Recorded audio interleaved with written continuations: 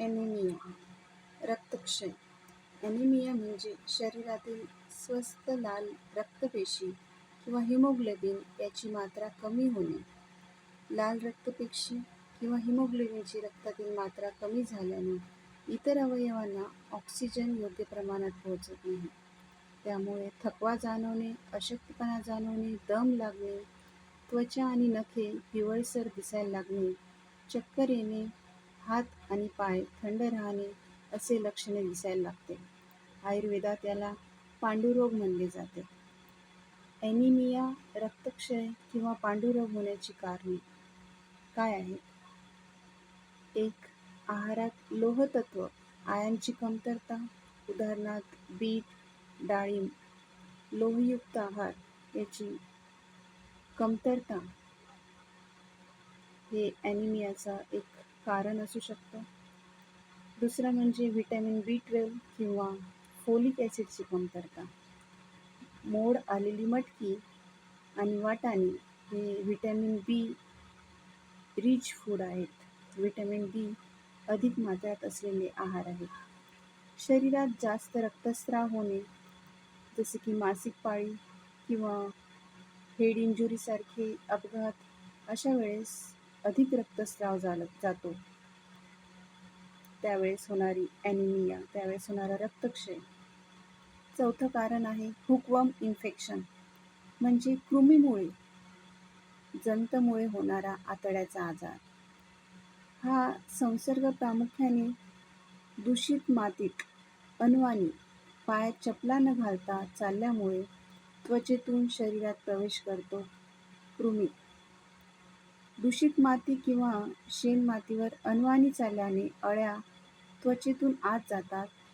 हे परजीवी कृमी मानवी त्वचेतून रक्ताद्वारे फुफ्फुसात आणि नंतर लहान आतड्यापर्यंत पोहोचतात. मलमूत्राद्वारे दूषित झालेली माती या संसर्गाचे मुख्य कारण आहे. उपचार यावरती जंतनाशक गोळ्या अल्बेंडाझोल 400 mg हे जंतनाशक उपचार आहे.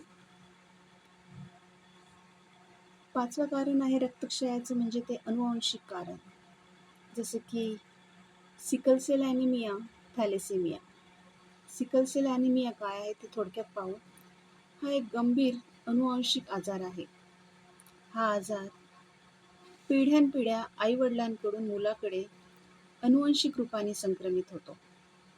सामान्य लाल रक्तपेशी हे गोल व लवचिक असतात, पण या आजारात लाल रक्तपेशी हा कडक व विळ्याच्या आकाराच्या होतात. या बदललेल्या पेशी रक्तवाहिन्यांमध्ये अडकतात, त्यामुळे शरीराच्या विविध भागात ऑक्सिजन पोहोचत नाही. आणि यावर उपचार हाच की विवाहापूर्वी रक्त तपासणी करणे आणि योग्य काळजी घेणे गरजेचे आहे. दुसरं म्हणजे थॅलेसेमिया.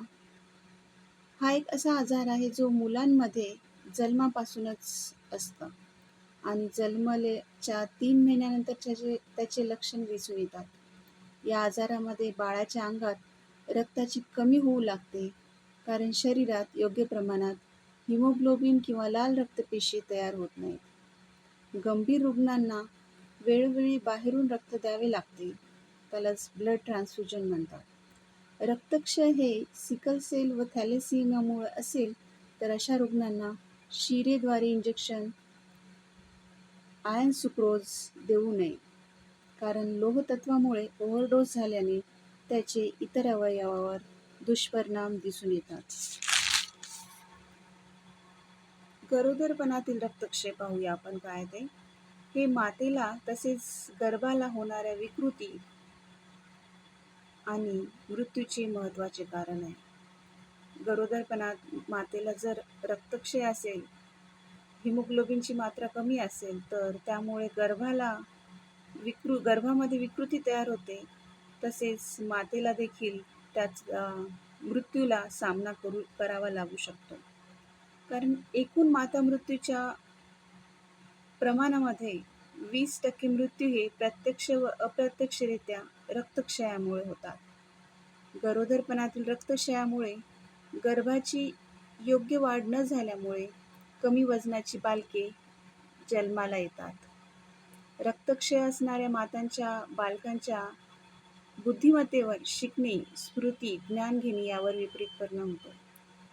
जरी ते बाळक कमी वजनाचा असला तरी त्याच्या बुद्धिमत्तेवर त्याचा परिणाम होतो आणि त्याला अभ्यास किंवा मग ज्ञान प्राप्त करून घेण्यासाठी अक्षम बनतो. जरी काही गेले दशक गरोदर मातांना रक्तक्षय टाळण्यासाठी गव्हर्नमेंटद्वारे, सरकारद्वारे IFA गोळ्या म्हणजेच iron and folic acid tablets प्रतिबंधात्मक आणि उपचारात्मक दिल्या जातात.